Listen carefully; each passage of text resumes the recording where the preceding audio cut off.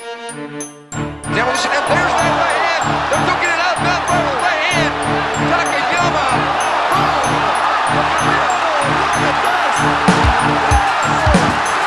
Green trunks for the southpaw, the notorious Conor McGregor. Black trunks for the champion, Jose Aldo Jr. Conor relaxed, smiling. Oh!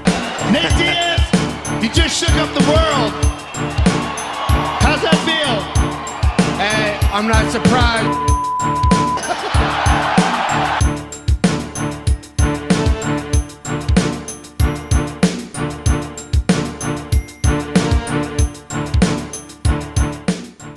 Welcome to this week's episode of Chingazo's Combat Crew, your one-stop shop for all your combat news. That's right. It's that time of the weekend. It's time to talk Chingazos. I got the boy Fonzo here.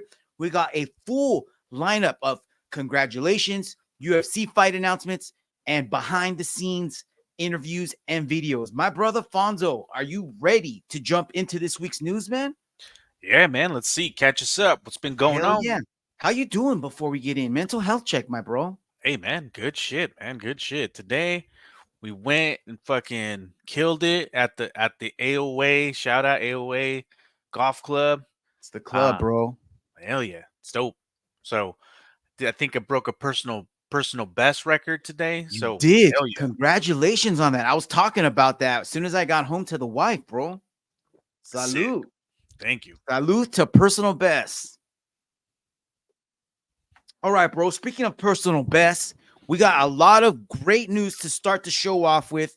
Starting with this, at Rivalry Jiu-Jitsu last week, they had held their promotions, and we have a pair of new purple belts out there. That's right, the Palestinian Missile and at Irving BJJ, fellow Jiu-Jitteros.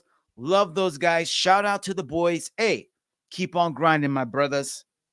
But nice. Bongo, that is not all. Not only did these two fine stallions receive their purple belts, but none other than our very own fight professor, Eduardo Contreras, newly minted brown belt. And Luisa's got her new purple belt there. So, yeah, we got another. That's awesome. So hey, congratulations to the fight professor. First brown belt in the Jiu-Jitsu family here, bro. So, nice. Chingazo Combat Crew, we're on the come up, being led by this guy on the screen right there, man. So, I just like the fact that this dude, give him a congratulations, send him a text, and if he's friends with you, you're living right, bro. You're right. I just like the fact out of this picture. Before you move on, I like how Luis is channeling GSP. I'm not impressed by your performance. I was thinking that too. I'm like, who is she harnessing right now? It's somebody, right? Yeah, she's not impressed with your brown belt, bro. Nope. Come back with some stripes on that or something. I don't know. How about this, bro? One more. Fellow Jiu-Jitero, Ryan Kapinski, a.k.a. BJJ Nurse, on receiving his black belt. Bro, Rivalry Jiu-Jitsu is slowly adding ammo to the arsenal, and this is the latest black belt. So congratulations to Victor. He's added a new black belt to the roster there, and big shout out to Ryan there, man. Lifelong Jiu-Jitsu, bro. Keep working away at it, man. Congratulations, and one of these days we'll all catch up, man. So it's an honor to have these guys on the mats. Were you gonna say, Fonzo? He'll choke you out and resuscitate you, and then choke you out again. And then choke you out again, and then tell you what you did wrong. So congratulations to all these guys that we just mentioned. Fonzo, let's jump in to this week's combat news. Started off, you know we're Jiu-Jitteros at heart, bro, and you know that we're all about takedowns here. Guard pullers, get the F out of here. We got two sharks on the mat right here, Fonzo. Can you see the belt levels on these two gentlemen on the screen right now? Look like a blue belt. Yeah, you're absolutely right, my man. Two blue belts on the screen. So you know what that means? The ground is their ocean, my friend. Check this out. Yo!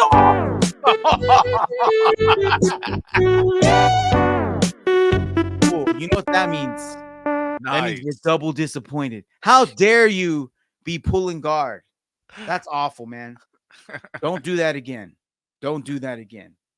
All right, bro. Sticking with the jiu-jitsu theme here, we got our boy Craig Jones. Craig Jones still firing it up, and it looks like he is going to go head-to-head with ADCC in August. And I know we talked about this a while back.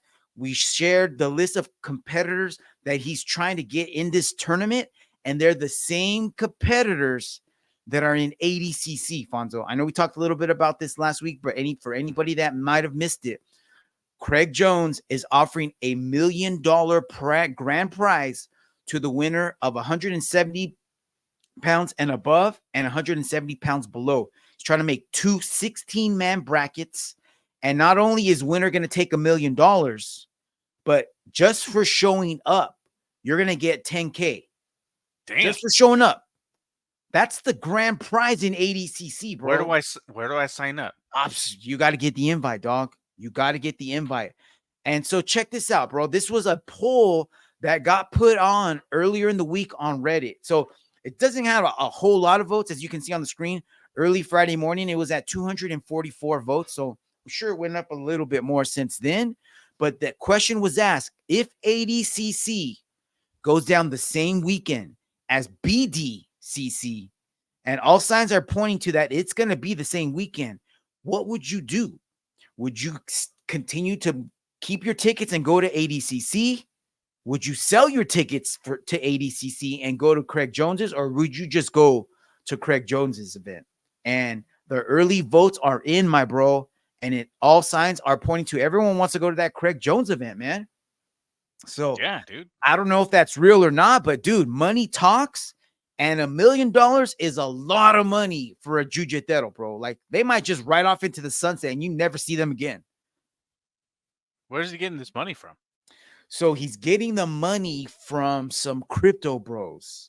It's coming from a online gambling website, but all the funds are in crypto. Oh, you're right. That's what we were talking about last week. Yes. Yeah. Oh shit. Well, There you go. Craziness, bro. All right. Let's keep this train moving, bro. UFC talk. Oh, I hate to break the news to you. I don't know if anybody out there listening or watching has heard this, but when did this come out? Like Friday? Saturday? I think it was Friday afternoon, but you may not have heard, Khalil Roundtree is officially out of his matchup against Jamal Hill. Apparently, he tested positive for some banned substance, something that goes by the name of DHEA, Fonzo. Damn. And it was, he's claiming it was in a tainted supplement. So he wasn't taking it on purpose. So I did my own little research. I know, but the dogs are all pissed off right now. Guys, we gotta share the truth here. What is DHEA, Fonzo? So I looked this up. This is what WebMD said. DHEA supplements are used by some people who believe they can improve sex drive, build muscle, fight the effects of aging, and improve some health conditions. But there isn't much evidence for many of these claims, and the supplements have some risks. So there you have it. Tainted supplement, regardless of whether he did it on purpose, he is officially out. He is going to be suspended. So that leaves our boy Jamal Hill lacking a dance partner, my man. So I got the top 10 in the light heavyweight division on the screen. The only one that is out at the moment officially would be Khalil Roundtree, I believe. I don't think anybody else inside that top 10 has a fight. There are fighters that have recently fought, but I don't think there's anybody that has a fight officially signed, Fonzo. So looking at that list, what would you believe? Give me 2 names that they should throw in the bag right now and be like, hey, pick one of these. Johnny Walker. Maybe Alexander Rakic. Well, remember, Rakic might be still suspended. I don't know if he's training or not, because he got the brakes beat off of him by Yuri. So he would be a good name. I've been hearing Yuri's name because Yuri says he wants to get back in there. Yeah. So Yuri and Jamal would be a fun matchup. I know that'd be good too. Walker and Jamal would be a fun matchup, but that's a rematch. And remember, Jamal beat the crap baptized him with that forehead shot, made Johnny Walker do the grrr. Yeah. Look like he got electrocuted. But how about this, bro? How about Jan or Yuri? I don't know if Jan is I know Jan is coming off of an injury. I did look it up and it said he's ready to return this summer. I don't know if that means back to training. So then he would have to get into a camp and then be in shape because I know Jamal's probably already been in camp. Yeah. So if anybody's ready, the top two, dude, Magomed was itching for a fight against Alex, and Alex was like, "Chale, bro, I'm not interested in that chingadera." Yeah. Yeah, I guess. I mean, and then maybe that'll work. The Magomed fight. Yeah, and Magomed's right above him, dude. It makes sense. That could easily produce a number one contender right there. Yeah. Then or they're both going to get so messed up that they're going to both get suspended, and then Yuri's going to have to fight automatically just because he's the only one left standing. That actually would probably be the best match, so that way that this division doesn't get stale. Yes. Yeah, definitely, right? Definitely. Yeah. All right, man. Let's keep this tray moving, bro.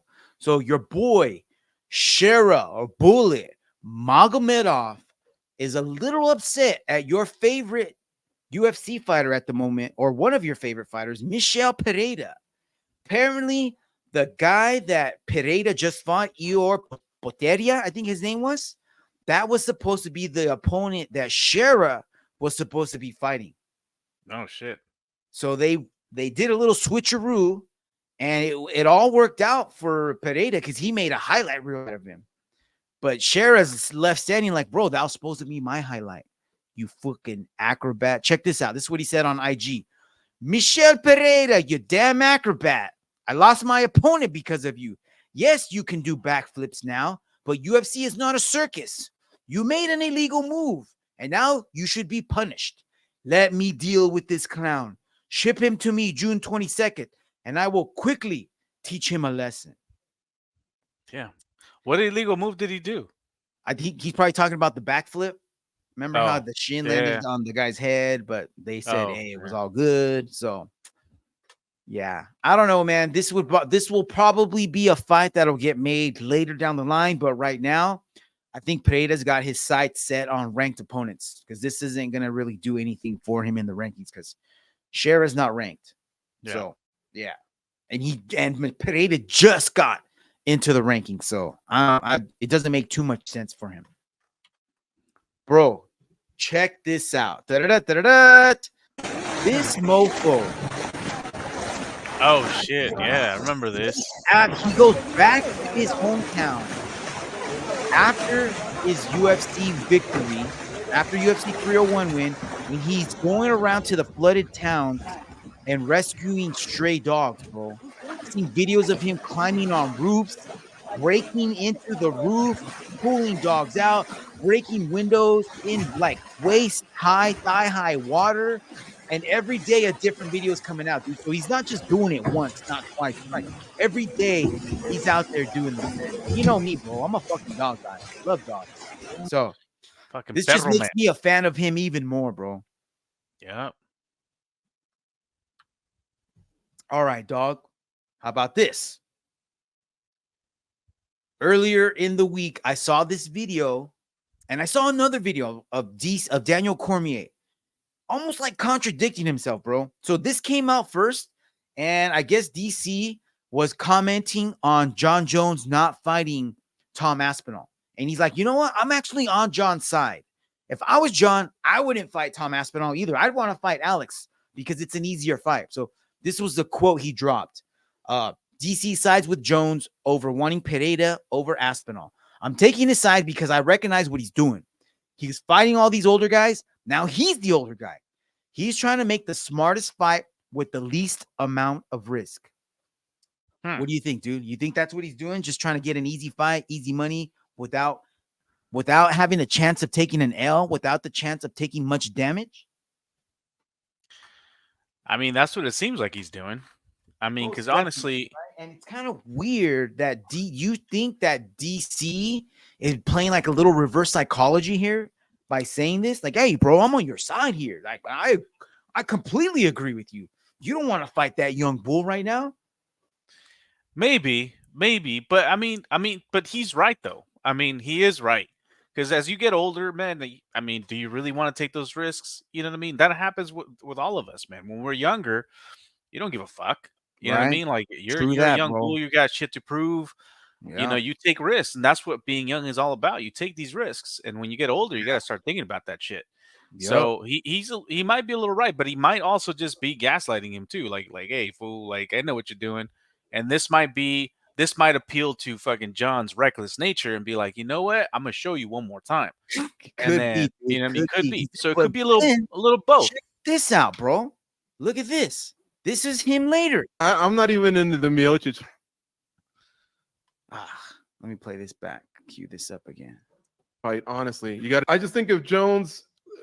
I'm not even into the Miocic fight, honestly. You got an undisputed against an interim, so make that happen with Aspinall. And if he loses, it's not going to take away from the greatness that is John Jones. But that's BS. That's BS. He loses to Aspinall. He loses to Aspinall. People will start to question if he's that guy because that's how it works. That's how it works. I mean, for so long, there was never a question that Anderson Silva was always going to be considered the greatest of all time.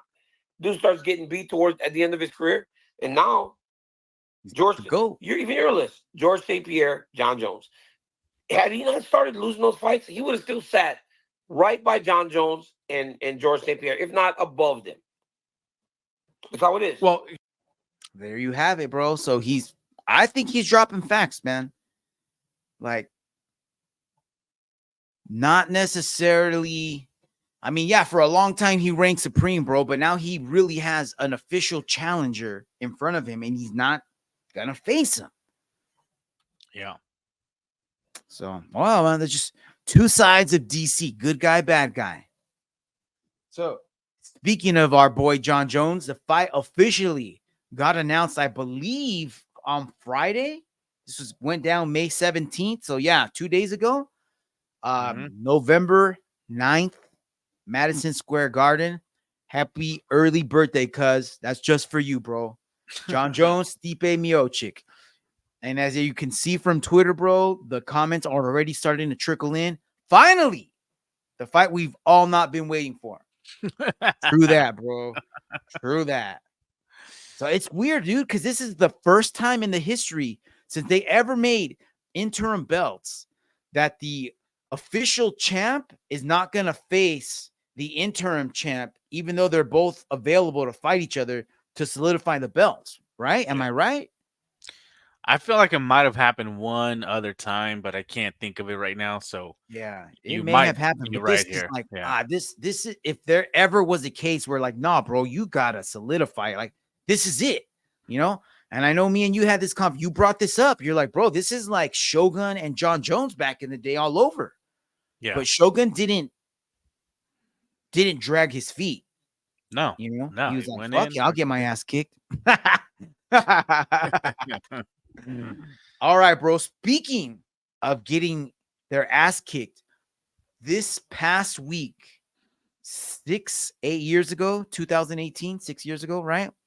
Yeah. Lyoto Machida gave us one last gem in the UFC, bro. I don't know if you remember this. This is Lyoto Machida, Vitor Belfort, bro. Let's watch this. History.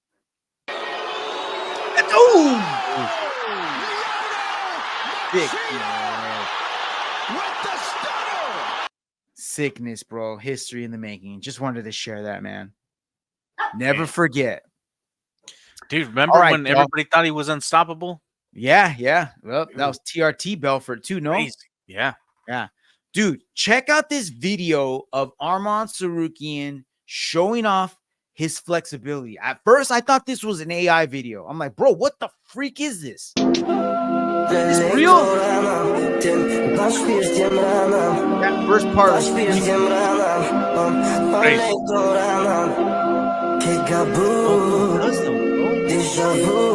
at that.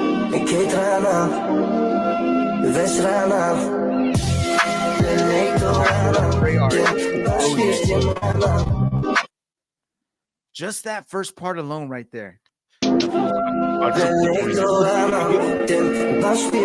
Bro, he's For real, man. Whoever faces this guy next has got a challenge on their hands. You can't get him in a twister.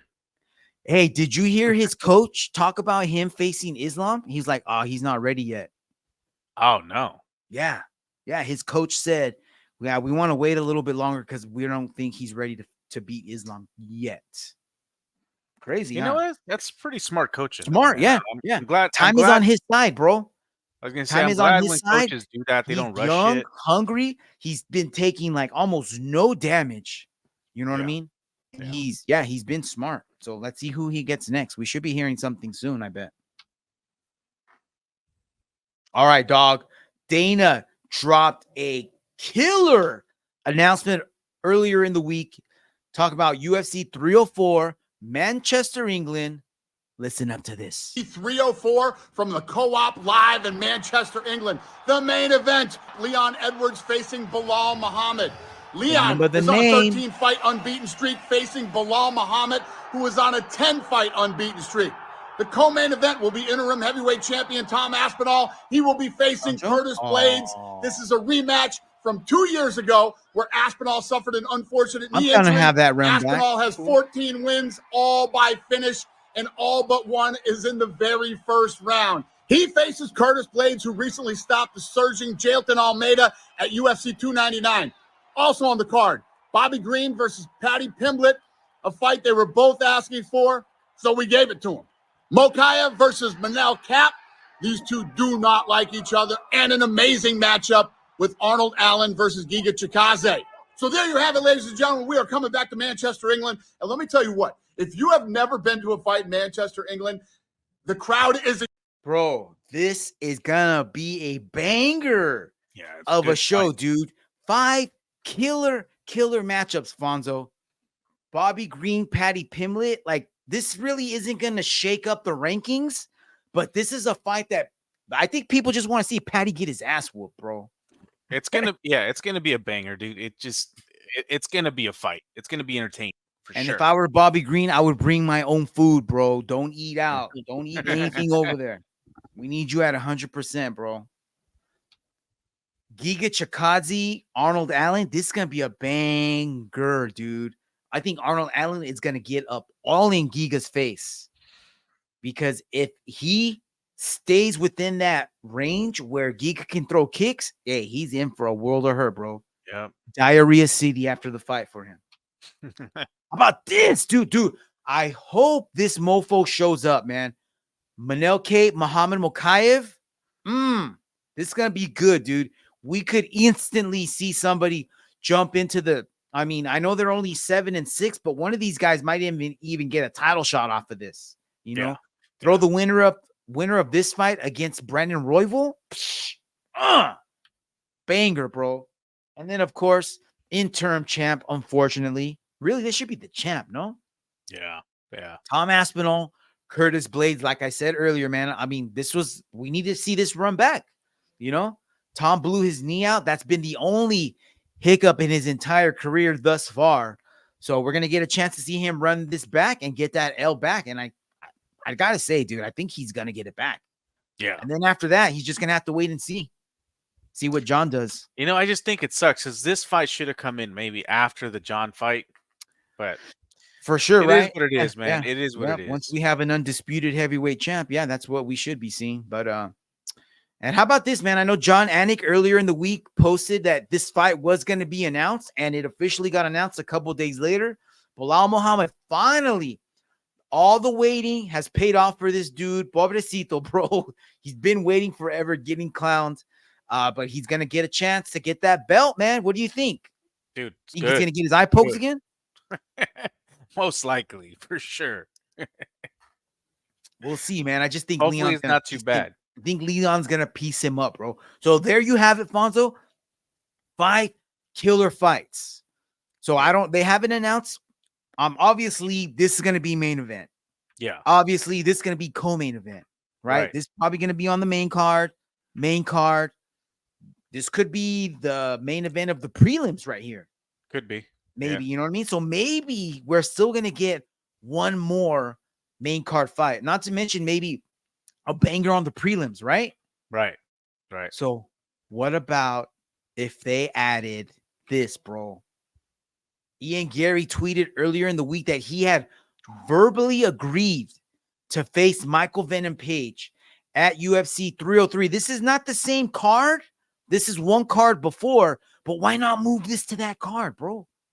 Because in the tweet, Ian Gary mentions that, hey, I don't know if this is enough time for Venom Page to lose the weight, so he might not be able to accept it. Well, fuck it. Give him another month, bro. Push it to 304, and they can fight in your guys' backyard. Why this fight makes too much sense for me? What do you think about this matchup, first of all, Fonzo? Dude, it's a good match. It's a good matchup, right? It's going to It's be a good. really good matchup. Two really good, different styles. You know what I mean? And there's no way that Gary can do his point fighting here because he's going to get outpointed.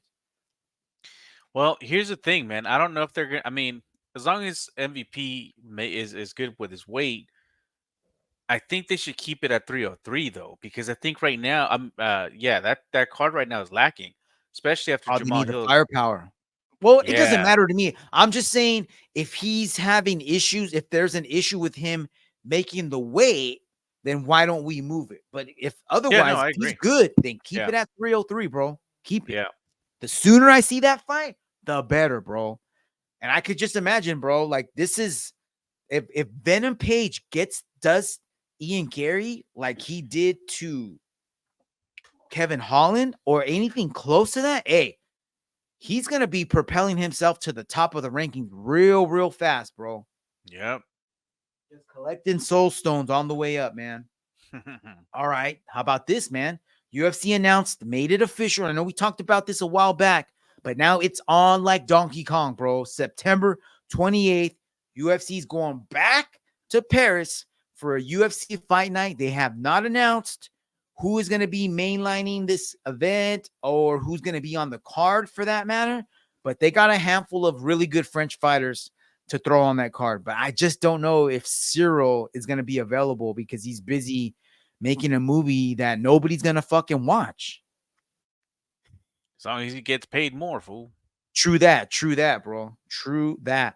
Speaking of getting paid more, bro, last night, or actually yesterday, like in the morning time, Tyson Fury fought Alexander Usyk for the undisputed, to try to settle the undisputed heavyweight champ in boxing, bro. And I was curious because this is another Saudi Arabia fight. You know, they're getting all the big fights over there, bro. Right. So did you read my message that I sent in the group chat on how much these guys were supposed to be making? No, I don't think I caught that. Good. How much do you guess? All right, and everybody out there watching, listening, how much do you think Tyson Fury got for this fight? 20 mil? 20 mil? All right. Bro, they say his manager's saying that it's probably going to be, once it's all said and done, pay-per-view points and all that chingadera, it's probably going to be close to 100. No. Yes. No. Dollars, and Usyk's going to get like 45, bro. The fuck? Fucking crazy. Dude, they got redonkulous cash over there. I don't know how that's even possible. Dude, they make their own money. So earlier in the week, Usyk's team faced Fury's team at the hotel, and Tyson Fury's dad, John Fury. I don't know if you know anything about this dude's dad, man, but he is a menace. Look at this, bro. He headbutted that dude. Oh shit. And it was so whack. It was so weak because like 5 to 10 seconds before that, he got in somebody's face, and it was a big ass dude. They were like forehead to forehead, pushing each other back, but he didn't try to headbutt that dude. He waited till he saw this Gerber baby face looking dude and was like, oh yeah, I'm gonna get you. Bam. Then he headbutted him, and then he split his own head. Did you see his head at the end? Yeah, I saw it. Yeah, crazy. He cleaned off his blood. It was funny because Tyson wasn't even there. But Tyson comes out after it's all done, and he sees his dad, and he goes, what happened to you? He called him a cunt. And then he's like, what happened to you? Oh, bro, it was crazy. So let's get into the fight, man. I don't have any clips, but I just want to let you guys know on the highlights. It was actually a pretty good fight, dude. Usyk ends up winning by split decision. Check this out. One judge had it 112, 115 for Usyk. Second judge had it 114, 113 for Fury. And the last judge had it 114, 113 Usyk. I don't think it was that close, dude. I had it 112, 115 for Usyk. And in the 9th round, Usyk dropped Fury, bro. Dropped him, and the ref actually, and me and one of my cousins were going back and forth on this because he was thinking that the ref saved Fury because Fury got hit. He falls, he's starting to fall down into the ropes in the corner, and his knees hadn't hit the mat, but he was all jodido, bro. And Usyk was closing in, and the ref jumps in and starts the standing 8 count. Yeah, so he saved him in that case. But I want to say that Fury convincingly won rounds like 4, 5, and 6. You know, Usyk won round 1, 2, 3. I'm not sure, maybe 3 as well. And then after that round 6, bro, it kind of seemed like Fury was just being a really annoying piece of shit, like he usually is, like starting to go low blows. He had his shorts up like below his rib cage, you know, holding on to this dude. And after that, bro, when Usyk came out in round 7 and 8, he was piecing up Fury like no other, bro. He hit him with a left hand, looked like a cartoon, bro. Like, you know, when someone gets hit with a frying pan, they're like, oh, whoa, whoa, whoa. Like, that's what Fury's face looked like. He was, dude, the size difference in these guys was, if you get a chance to watch this, dude, this was like David versus Goliath, really, man. Fury was a giant in there, and Usyk tackled him, bro, got him down. Damn. So congratulations to Usyk. Spend that 45 mil wisely, bro. But you're the undisputed, my man. Oh, dude, speaking of champions, your boy Ila Tupuria tweeted this earlier in the week. I already have a date for UFC Spain. Would be nice if he would have told us if it's this year or next year, but hey, apparently it's going to be coming down the pipe. So there we go. Opponent to be named soon, maybe? Let's see. If he knows, bro, and that's where he's going to fight next, then they got to start setting up opponents for him, or let his opponent know, so that way they don't agree to other fights. You know what I mean? Like, if it's going to be Max, you got to tell Max right now, bro, because he's got to start cutting that muscle.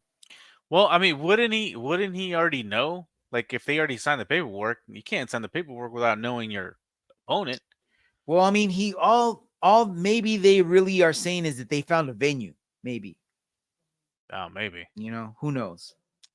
So we'll see, man. Don't even worry out there. We will keep everybody posted. Bro, I got something juicy next.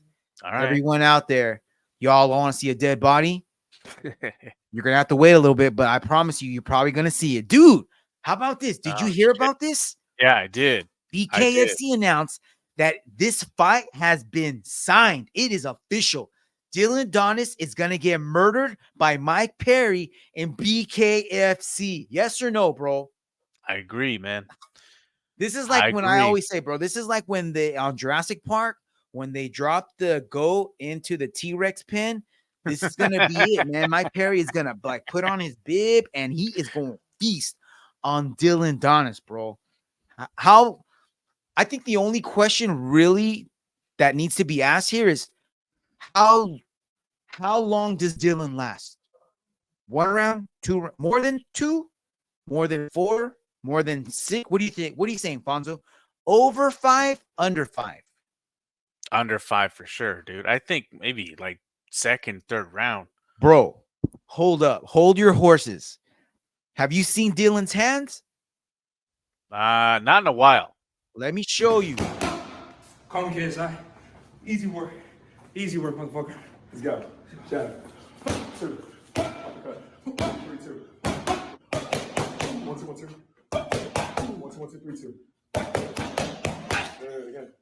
Another 5. Let's go. Bro, fire. Fire. You see them hands, bro? You see them hands? You want to see them in action? This is Dylan Donis Logan Paul. Oh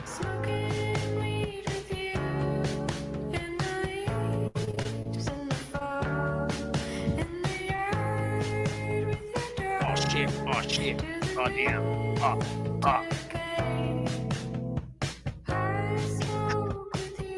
Guard pull. Bro, it's boxing. What the hell is this? Get in my culo. Oh, Jones speaking of wants to fight culo, Greg Jones, remind me to tell you something right now. After this, Tell it, bro, because I'm poisoning the podcast with that. Did you hear about the trash talk that him and Paige Van Zant had between each other? Yes, and I heard he admitted to it, bro.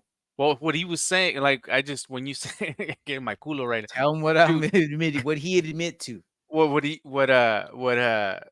he had first started talking shit about to Paige Van Zant was he was like, hey, you know, something about him or her cheating on her husband with him when they went to Vegas, like took Vegas trips together, some shit. That's what he was saying. And then Paige shot back with like her own like post saying something, look, I don't, whatever the fuck you think you're talking about, you're fucking wrong. He goes, the only conversation we had in Vegas was me coming out and you wanted me to peg you. And then you said that shit in front of other MMA fighters. Bro, he likes that, man. That's why he's got them hands. You think them hands just come by themselves? No, bro, that's from Peggy. All right, dude. So I think this was last week, UFC St. Louis, right? Joaquin Buckley was co-main event. And did you hear his post-fight speech, dog? No. All right. So he was being interviewed by Michael Bisping, and I'm going to forward it to this question right here. So check this out. Took out Ruzaboyev. You're ranked number 11. I think I know which one. Who do you want next? Yes. Look here. Who do I want next, huh? He got a fight already booked up, but it's a massive name. There's only one name you should call out if you're on this mic, a powerful name. That name is Conor McGregor. I want you. You fighting at 170, but you ain't fighting a lightweight, welterweight. You fighting a lightweight. Don't boo now. You fighting a lightweight midget. Come at me, bro. Come at me. You said you built your weight up, but you bullying Sean O'Malley and Ryan Garcia. Come and bully me, dog. Come and bully me, and let's see what you're really about. I did research on the McGregor name. And you come from a long line to McHole. Your daddy was a hoe. No. Your granddaddy was a hoe. No. Your great-great-grandpappy was a hoe. So I guess it's safe to say your mama raised the hoe. And guess what? If you don't respond, and I bet the money I ain't even got that you won't, the whole world know I'm telling the truth. It's my time. All right, bro. So there he is. They asked him who you want to call out. Called out Conor. Took it over the top. The next day, a couple days go by. This is what happened. So there's only one name you should call out. If you're on the mic, a powerful name, and that name is Conor McGregor. I want you fighting at 170 pounds, but you fight a lightweight midget, bro. Come at me, bro. So that was what he said, right? Then the next day, this is him talking about Conor's response or lack of response. No response from the @Notorious MMA. Thought my man would stand on business about the McGregor name. But I guess that long line of McHoes continues on. I hope Mick Jr. can end that hoe curse that runs in the McGregor's name. Dude. Then Daniel Cormier got in the mix, bro. So check this out. Daniel Cormier said, I can't remember which came first here. All right. So check this out. Yeah, this one came first. So Daniel responds to this one, the no response from @Notorious, and he says, "Shut up, pussy. Maybe listen. You had a dumbass call out. You're getting talked about by three of the biggest voices in the game." Talking about Daniel Cormier, Chael Sonnen, and I can't remember who the other one commentating, because they were all saying how that was a horrible call out, and they really got on him because he was calling them hoe. Like they thought he was calling Conor's mama hoe. So it says, don't let winning a few fights at 170 get you too excited, bruh. Don't mention Audrey. And I think Audrey was somebody's mom. And DC took real offense to this because he lost his mom, I think, last year, dog.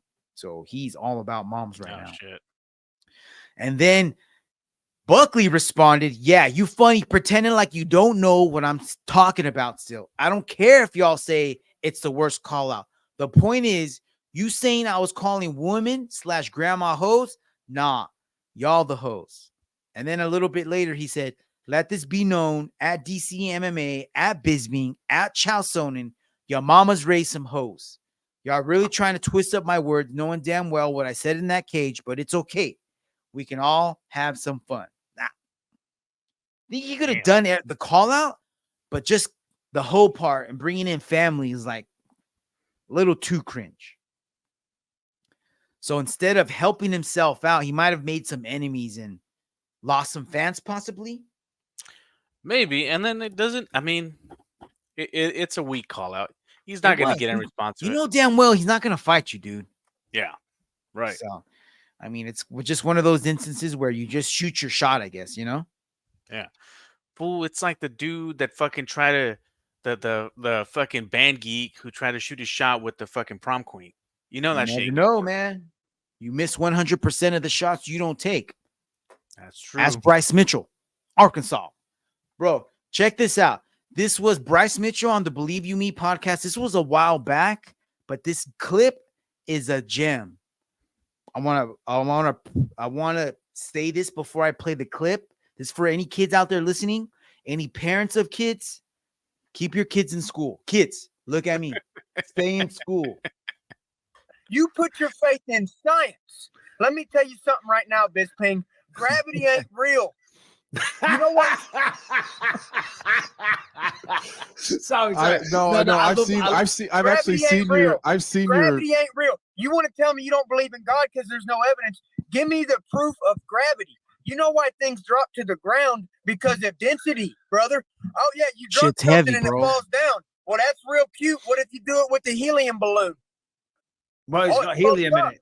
It's got helium. That was caused it to go But up. helium has mass. I thought gravity worked on mass. How come the helium doesn't go down? Oh my God, bro. Talk about that's fucking 8th grade science, dog. You did not pay attention, dog. Like I said, stay in school, kids. All right, dog. Earlier in the week, Royce Gracie came on the Joe Rogan podcast. I'm in the middle of listening to this because it's like over 2 hours, man.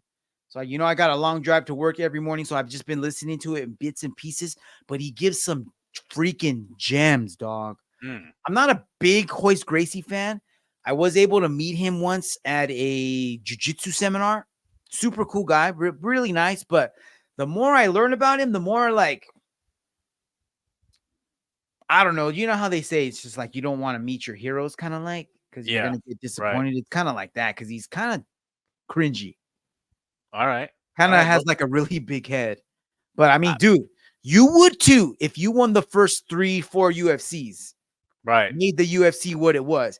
Came from the most baddest family on the planet. You know what I'm saying? So he kind of deserved it. So, hey, everyone out there listening, everyone out there watching, you got a little time and you enjoy MMA history, go and check this podcast out. Give it a listen because he does share a lot of UFC backstories. So what are some gems that you like? Just maybe one. He talked about. He said one thing he said that I thought was kind of funny was he was saying that because Joe asked him like, "Yo, bro, you had so many family members. Why did they pick you to be in the UFC? Like, why not? You know, why not somebody else? Why not? Right. You know, Henzo." Yeah, Henzo or anybody else. And then he's like, because I was so like a dad, like basically he said, whatever my dad would tell me to do, that's what I was going to do. And some of the other cousins and brothers were like, nah, bro, I'm going to do my own thing. And so the point was that the family wanted jiu-jitsu to be displayed, not as a violence factor, but of like, yo, check this out. Look at the level of control you can have on your opponent without having to hurt them. So his father was like, yeah, when you get in there, I don't want you to hurt him. I want you to use your jiu-jitsu to make him tap, but don't hurt him. And he's like, he's going to be trying to hit me. He's like, don't worry. They're not going to hit you. You're not going to get touched. Just go do your thing, but don't hurt your opponents. And then Hoist was like, my mom was like, your dad's fucking crazy. I want you to fucking kill that guy, and I want him in the hospital. It's like, whoa. What do you listen to? Hey man, if that was your pops and your mom and you were in that situation, who would you listen to? They would want blood. They would want blood. Yeah, it's got some cool stories, man. Cool stories. Cool. All right, dude. Friday night, Bellator held an event in Paris, and the main event was Patchy Mix. And I gotta say, dog, major. I mean, I don't want to say disappointed.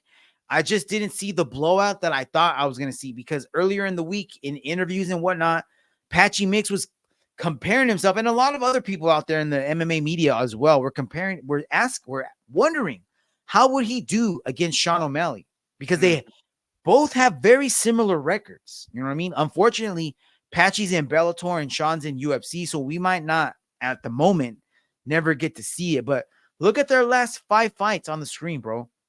They're both undefeated, minus Sean's no contest to against Pedro Munoz. But when you look at their record, bro, look at it: 19 wins, 18 wins. Right. 2 wins by knockout, 12 wins by knockout, 13 wins by sub, 1 win by sub. So it's almost like they're just flip-flopped. Right. And the level, but the one thing that is a little different is the level of competition. You know what I mean? Obviously, Patchy can only fight the guys that are in Bellator, but he's fighting the best of the best over there. Whereas Sean, he has the best of the best around him, but he's just now starting to fight against the best of the best because he's the champ. You know what I'm saying? Right. He went from Raulian Paiva, Pedro Munoz to Piotr Jan, and then Aljo fighting for the belt. You know? Yeah. There was no working his way up. But I gotta say, dude, after Patchy's last fight against Magomedov, it was a rematch. It ended up going all 5 rounds. He totally got outstruck, but I think his jiu-jitsu submission saved him, because he did. I mean, if anybody was in trouble of getting submitted or getting finished, it was Magomed because of the submissions. But Magomed is just piling on the points with the shots, dude. So just depends on how you weigh it. I mean, I'm gonna have to go back and watch it again, but a lot of people online are saying he didn't win. So really, the only way we're gonna get to settle this, though, is if this guy comes over to the UFC. So regardless of what happened on Friday, I hope that he finishes his career up in Bellator soon, like real soon, like in the next year or so, and then jumps over to UFC, man. Because I don't know if you saw that quote. Do you think he would come in ranked? He feels that he doesn't get the respect because he's in Bellator, which is right. No one's gonna respect you, bro, until you come to UFC. And even Michael Chandler chimed in on this and was like, "Hey, it's time to jump ship," because Chandler had to do the same thing, you know. That's true. So we'll see what happens, bro. Check this out. ESPN Instagram tweeted the picture up on the screen, bro. That's supposed to be a picture of the Sphere in Vegas with an image of Marav blended in the background. So are they trying to give us a hint? Because remember, a couple weeks ago, Sean O'Malley came out and was like, yo, bro, nothing is official. We're not fighting at the Sphere. We don't have no contract. They haven't said anything, but now ESPN's dropping this. So who would you believe more, ESPN's IG or Sean O'Malley saying nothing's been signed? Dude, I feel like ESPN would need to fucking know what's going on. Like, they're not going to post. Bro, they're the ones writing the check. Yeah. They're not going to post something like that if unless it's not, they know exactly, dude. They do not want this to blow up in their face. So I'm with you, dude. I think this is all signs pointing to we're going to see this fight in September at the Sphere, bro. So stay tuned for that, dude. Hell yeah. All right, dog. Check this out. This is a little fun. You know, this is I always forget this girl's name. What is her name? Nina Marie Daniel. So, you know, she likes to pull jokes on people, especially with the UFC fighters. Right. Check this out, bro. She's going after Bilal. I'm going to prank Bilal Muhammad on his live. Soggin Dawes fight card. What is that? Soggin D? I don't even know what that is. So she asked him, she's like, yo, Bilal, are you going to Song Yadong's fight? Well, how did she say it? Sug on these. Are you going to sug on these fights? I'm gonna prank Bilal Muhammad on his life. Are you going to sug on these fight cards? Sogging dogs fight card. What is that? Yeah. Sogging D? I don't even know what that is. Yeah. I don't even know what that is. Yeah. What is that? Here we go. Sogging D? Suck on these nuts, Bilal.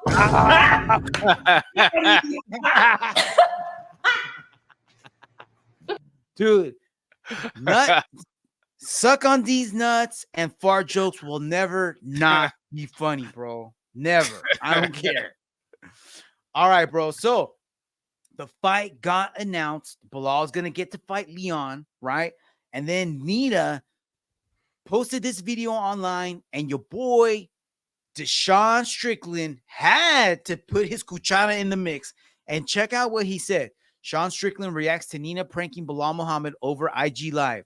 If you told that to Bilal in person, he would put his head down and walk away and try to fight you on Twitter.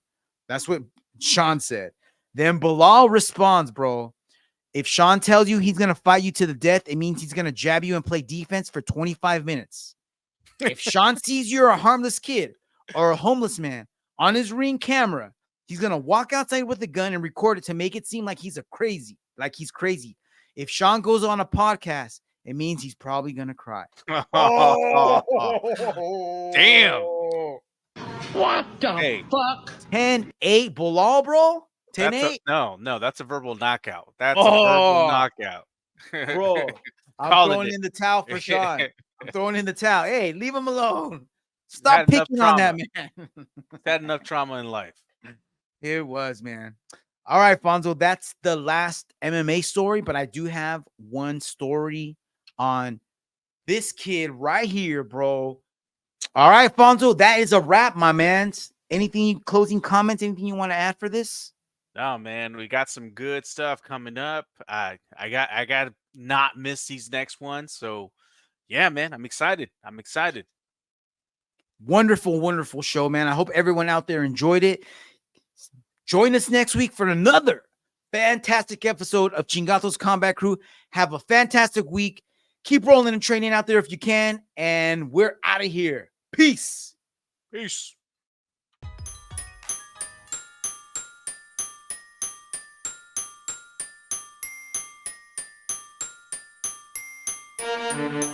Demolition, and there's that right hand. They're duking it out. Mount Rival right hand. Takayama.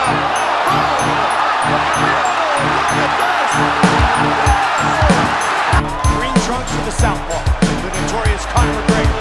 Black trunks for the champion, Jose Aldo Jr. Conor relaxed, smiling. Oh! Nate Diaz, he just shook up the world. How's that feel? Hey, I'm not surprised.